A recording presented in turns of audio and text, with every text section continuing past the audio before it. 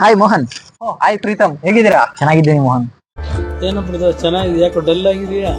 ಮೋಹನ್, ನನ್ಗೆ ಅಂದ್ರೆ ಒಂದ್ ಡೌಟ್ ಇದೆ. ನಮ್ದು ಪ್ರಾಪರ್ಟಿ ಒಂದು ಕೇಸ್ ಆಗ್ಬಿಟ್ಟಿದೆ. ಅದು ನನ್ಗೆ ಯಾವ ತರ ಈ ಲಾಯರ್ ಕೊಡ್ಲಾ ಇಲ್ಲ ಅಡ್ವೊಕೇಟ್ ಕೊಡ್ಲಾ ಅಂತ ಅದ್ರ ಬಗ್ಗೆ ನಂಗೆ ಗೊತ್ತಾಯ್ತಿಲ್ಲ. ಏನು ಅರ್ಥವೇ ಆಗ್ತಿಲ್ವೇ ಈ ಕೇಸು? ಏನಿದು ಏನೋ ಗೊತ್ತಾಗ್ತಿಲ್ಲಪ್ಪ. ನಿಮ್ಗೆ ಏನಾದ್ರು ಅದ್ರ ಬಗ್ಗೆ ಏನಾದ್ರು ಗೊತ್ತಿದ್ರೆ ಹೇಳಿ. ಇಲ್ಲ, ಈ ಅರ್ಥ ಆಗ್ತಿಲ್ಲ ನನಗೆ. ಈ ಲಾಯರ್ ಅಂದ್ರೆ ಏನು, ಅಡ್ವೊಕೇಟ್ ಅಂದ್ರೆ ಏನು? ಆಕ್ಚುಲಿ ಪ್ರೀತಮ್, ಇದು ನನಗೂ ಗೊತ್ತಿಲ್ಲ ಕರೆಕ್ಟ್ ಆಗಿ. ನೋಡಲ್ಲಿ ಲಾಯರ್ಸ್ ಗಳು ಕೂತಿರಂಗ್ ಕಾಣ್ತದೆ. ಅವ್ರ ಹತ್ರ ಕೇಳ್ತೀರಾ?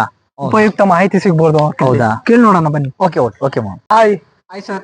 ನನ್ನ ಹೆಸರು ಮೋಹನ್ ಅಂತ. ಇವ್ರು ನನ್ನ ಫ್ರೆಂಡ್ ಪ್ರೀತಮ್ ಅಂತ. ಓಕೆ. ಇವ್ರಿಗೆ ಲಾ ಸಂಬಂಧಪಟ್ಟಂಗೆ ಏನೋ ಡೌಟ್ ಇದೆ ಅಂತ ಸ್ವಲ್ಪ ಕ್ಲಾರಿಫೈ ಮಾಡ್ಕೊಡ್ಬೋದಾ? ಖಂಡಿತ ತಿಳಿಸ್ಕೊಡ್ತೀವಿ. ಹೇಳಿ ಪ್ರೀತಮ್ ಅವ್ರ, ಏನ್ ಡೌಟ್ ಇದೆ ಸರ್? ನಮ್ದೊಂದು ಜಮೀನ್ದು ಇದು ಕೇಸ್ ಆಗಿತ್ತು. ಓಕೆ. ಅದನ್ನ ನಮ್ ತಂದೆಯವ್ರು ನೋಡ್ಕೊಳ್ತಿದ್ರು ಅವಾಗ. ಬಟ್ ಅಂದ್ರೆ ಅವಾಗ ನಮ್ ತಂದೆಯವ್ರು ನೋಡ್ಕೊತಿದ್ರು. ಬಟ್ ಇವಾಗ ನಾವು ಅದ್ರ ಬಗ್ಗೆ ನಾವು ಎಜುಕೇಟೆಡ್ ಆಗಿರೋ ತಿಳ್ಕೊಂಡು ಅದ್ರ ಉಪಯುಕ್ತ ಮಾಹಿತಿಗಳನ್ನ ಯಾರಾದ್ರೂ ಕೇಳಿ ಹೆಂಗೆ ಏನು ಅಂತ ಮಾಡೋಣ ಅಂತ ಅನ್ಕೊಂಡಿದೀವಿ. ಇದು ಅದನ್ನ ಕೇಸ್ ಇದು ಲಾಯರ್ ಕೊಡ್ಲಾ ಅಡ್ವೊಕೇಟ್ ಕೊಡ್ಲಾ?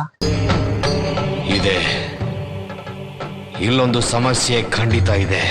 ನೋಡಿ ಪ್ರೀತಮ್ ಅವರೇ, ಇಲ್ಲಿ ಏನಂತ ಹೇಳಿದ್ರೆ ಅಡ್ವೊಕೇಟ್ ಮತ್ತು ಲಾಯರ್ಸ್ಗೆ ತುಂಬಾ ವ್ಯತ್ಯಾಸ ಇದೆ. ಫಸ್ಟ್ ಆಫ್ ಆಲ್ ನಾವು ಏನ್ ಅರ್ಥ ಮಾಡ್ಕೋಬೇಕಂತ ಹೇಳಿದ್ರೆ, ಲಾಯರ್ಸ್ ಅಂತ ಹೇಳಿದ್ರೆ ಯಾರು ಲಾ ಡಿಗ್ರಿ ಮುಗಿಸಿರೋಂಥ ವ್ಯಕ್ತಿಗಳನ್ನ ಲಾಯರ್ಸ್ ಅಂತ ಕೂಗ್ತೀವಿ. ಅವರು ಒಂದು ಕಂಪ್ನಿಗಳಲ್ಲಿ ಒಂದು ಡ್ರಾಫ್ಟಿಂಗ್ ಮಾಡೋದ್ರಲ್ಲಿ ಮಾತ್ರ ವರ್ಕ್ ಮಾಡ್ತಾರೆ. ಈ ಅಡ್ವೊಕೇಟ್ಗಳು ಅಂತ ಹೇಳಿದ್ರೆ ಯಾರು ಅಂತ ಹೇಳಿದ್ರೆ, ಒಬ್ಬ ಕ್ಲೈಂಟ್ಸ್ ಪರವಾಗಿ ಕೋರ್ಟ್ ಅಲ್ಲಿ ಒಬ್ಬ ಕ್ಲೈಂಟ್ಸ್ ಪರವಾಗಿ ವಕಾಲತ್ ಮಾಡೋಂಥ ವ್ಯಕ್ತಿಗಳನ್ನ ನಾವು ಅಡ್ವೊಕೇಟ್ ಅಂತ ಹೇಳ್ತೀವಿ. ಸರ್, ಇದು ವಕಾಲತ್ ಅಂದ್ರೆ ಏನು? ವಕಾಲತ್ ಅಂದ್ರೆ ಪ್ರೀತಮ್ ಅವರೇ, ಈಗ ನ್ಯಾಯಾಲಯದಲ್ಲಿ ಒಂದು ಪ್ರಕರಣ ದಾಖಲೆ ಮಾಡ್ಬೇಕು ಅಂದ್ರೆ, ಮತ್ತೆ ಒಬ್ಬ ಕಕ್ಷಿದಾರನ ಪರವಾಗಿ ವಾದ ಮಾಡ್ಬೇಕು ಅಂತಂದ್ರೆ, ಈಗ ನೀವು ಒಂದು ಕೇಸ್ ಫೈಲ್ ಮಾಡ್ಬೇಕು, ನಿಮ್ಮ ಪರವಾಗಿ ನಾವು ವಾದ ಮಾಡುವಂತಹ ಹಕ್ಕು ನಮ್ಗೆ ಇರುತ್ತೆ. ಸೊ ಆ ಪವರನ್ನ, ನಿಮ್ಮ ಪವರ್ ನಮ್ಗೆ ಕೊಟ್ಟಿರ್ತೀರ ಅಂದ್ರೆ, ಆ ಪವರ್ ಅಧಿಕಾರನ ವಕಲಂತಾಮ ಅಂತ ಹೇಳ್ತೀವಿ. ನಮ್ಮನ್ನ ಕಾಡುವಂತಹ ಕಟ್ಟ ಕಡೆಯ ಪ್ರಶ್ನೆ. ಸರ್, ಹಂಗಿದ್ರೆ ಎಲ್ಲ ಅಡ್ವೊಕೇಟ್ ಒಂದೇನಾ? ಇಲ್ಲ, ಅದ್ ನೋಡಿ ಯಶವಂತ ನಮ್ಮ ಸ್ನೇಹಿತ ಹೇಳ್ತಾರೆ. ಏನ್ ಗೊತ್ತಾ ಪ್ರೀತಮ್ ಅವರೇ, ಈಗ ಅಡ್ವೊಕೇಟ್ಸ್ ಅಂತ ನಾವು ಎನ್ರೋಲ್ ಆಗ್ತೀವಿ ಬಾರ್ ಕೌನ್ಸಿಲ್.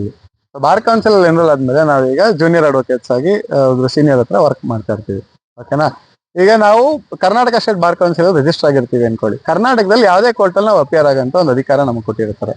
ಆದ್ರೆ ಆ ಬೇರೆ ಸ್ಟೇಟ್ ಅಲ್ಲಿ ಅಪಿಯರ್ ಆಗ್ಬೇಕು ಅಂದಾಗ all India bar council exam ಅಂತ ನಡೆಯುತ್ತೆ. ಅದನ್ನ ಕ್ಲಿಯರ್ ಮಾಡಿದ್ರೆ ಆಲ್ ಓವರ್ ಇಂಡಿಯಾ ನಾವು ಬೇರೆ ಎಲ್ಲಾ ಕೋರ್ಟ್ ಅಲ್ಲೂ ಹೋಗ್ಬೋದು. ಆದ್ರೆ ಸುಪ್ರೀಂ ಕೋರ್ಟ್ ಅಲ್ಲಿ ನಾವು ವಾದ ಮಂಡನೆ ಮಾಡ್ಬೋದು. ಆದ್ರೆ ಫೈಲ್ ಮಾಡ್ಬೇಕು ಅಂದಾಗ ಅಡ್ವೊಕೇಟ್ ಆನ್ ರೆಕಾರ್ಡ್ ಅಂತ ಬರ್ತಾರೆ. ಅದ್ರಲ್ಲಿ ಅಡ್ವೊಕೇಟ್ ಆನ್ ರೆಕಾರ್ಡ್ ಆಗಿದ್ರೆ ಮಾತ್ರ ಸುಪ್ರೀಂ ಕೋರ್ಟ್ ಅಲ್ಲಿ ಕೇಸ್ ಫೈಲ್ ಮಾಡ್ಬೋದು, ವಾದ ಯಾರು ಬೇಕಾದ್ರೂ ಮಾಡ್ಬೋದು. ಸೊ ಹಾಗಾಗಿ ಅವ್ರು ಅಡ್ವೊಕೇಟ್ ಆನ್ ರೆಕಾರ್ಡ್ ಅಂತ ಕರಿತೀವಿ. ಇನ್ನು ಮೇಲ್ಪಟ್ಟು ಏನ್ ಮಾಡ್ತಾರೆ, 10-15 ವರ್ಷ ಪ್ರಾಕ್ಟೀಸ್ ಆಗಿರುವಂತ ಒಂದು ಒಳ್ಳೆ ನಾಲೆಡ್ಜಬಲ್ ವ್ಯಕ್ತಿಗಳನ್ನ ಹೈಕೋರ್ಟ್ ಮತ್ತೆ ಸುಪ್ರೀಂ ಕೋರ್ಟ್ ಗುರುತಿಸಿ ಸೀನಿಯರ್ ಅಡ್ವೊಕೇಟ್ ಅಂತ ಡೆಸಿಗ್ನೇಷನ್ ಕೊಡ್ತಾರೆ.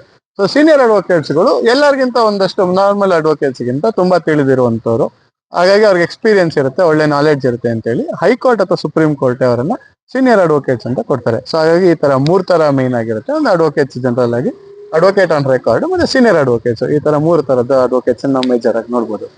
Thank you sir. ತುಂಬಾ ನಿಮ್ಮಿಂದ ನಮ್ಗೆ ಕಾನೂನು ಬಗ್ಗೆ ಮಾಹಿತಿ ತುಂಬಾ ನಮ್ಗೆ ದೊರಕಿದೆ. ಹಾಗೆ ಇನ್ ಮುಂದೇನು ಈ ತರ ನಿಮ್ದು ಒಂದು ಟೀಮ್ ಎಲ್ಲ ಇದ್ ಮಾಡ್ಕೊಂಡು ಬೇರೆ ಬೇರೆ ಉಪಯುಕ್ತ ಮಾಹಿತಿಗಳನ್ನ ನಮ್ಗೆ ತಿಳಿಸ್ಕೊಡಿ ಸರ್. ನಮ್ಗೆ ಮಾಡೋಣ. ನಿಮ್ಗೆ ಏನೇ ನಿಮ್ಮ ಒಂದು ಬಂಧು ಬಳಗದಲ್ಲಿ ಇರ್ಬೋದು, ನಿಮ್ಮ ಸ್ನೇಹಿತ ಸರ್ಕಲ್ ಇರ್ಬೋದು, ಯಾರೇ ಇದನ್ನ ಖಂಡಿತ ತಿಳಿಸಿ ನಮ್ಮಲ್ಲಿರುವಂತಹ ಮಾಹಿತಿ ನಿಮ್ ಜೊತೆ ಹಂಚ್ಕೋತೀವಿ. ಹೀಗೆ ಕಾಂಟ್ಯಾಕ್ಟ್ ಅಲ್ಲಿ ಇರಿ ಅಂತ ಹೇಳ್ತೀವಿ. ದಯವಿಟ್ಟು ನಮ್ಮ ಚಾನೆಲ್ ನ ಸಬ್ಸ್ಕ್ರೈಬ್ ಮಾಡಿ, ನಿಮ್ಮ ಫ್ರೆಂಡ್ಸ್ಗೂ ಹೇಳಿ ಚಾನೆಲ್ ಸಬ್ಸ್ಕ್ರೈಬ್ ಮಾಡೋಕೆ. ಸಬ್ಸ್ಕ್ರೈಬ್ ಮಾಡಿ, ಲೈಕ್ ಕೊಡಿ.